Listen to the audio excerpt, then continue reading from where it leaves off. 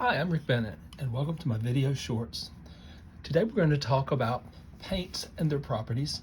Some paints are sitters and some paints are spreaders.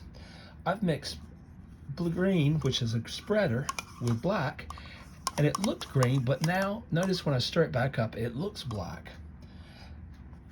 The blacks sit in place and granulate, the lunar black, and the green is a spreader and it spreads out.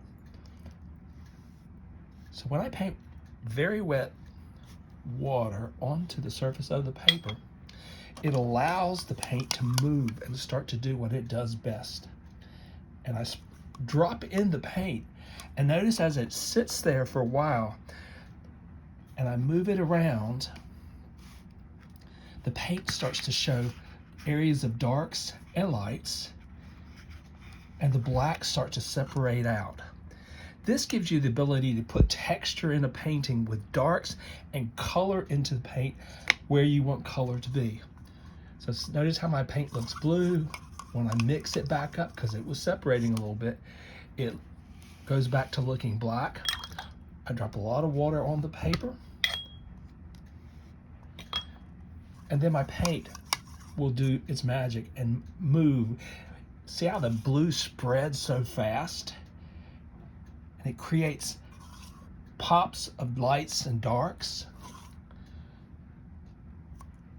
Some paints do it more, some paints do it less.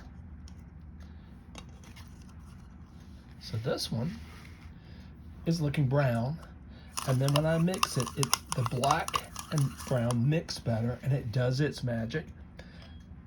So I drop some water on the paper. It started to do a little something there. There we go. Drop my paint in, and I need a little bit wetter paint. There we go.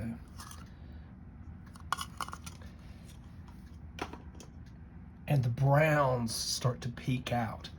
And the more that paint moves, the more the brown moves around, the black starts to granulate, and it gives you the ability to get lights and darks and peaks out of color. So we'll pause here for a second because I just spilt and I want to get my paper dry, my surface dry. So this allows me to take yellow and put it into my blacks and create the top of the trees with darks and lights and textures, and I do love some textures. Look how that has granulation and textures within that. And then on the side of my tree, I use some magenta reds, some blues, and it created the textural effects you see in the peeking out of colors. And down in my rocks, notice how it helps form my rocks and makes a very playful, abstract application. In this painting, I painted the rock climber first and masked him out so I could paint really wet all around him. And then I used different colors of black mixed with colors, some purple colors, some greens, some brownish colors, and grays. It created the textural effect where the granulation happened from the lunar black and the colors peeked out, making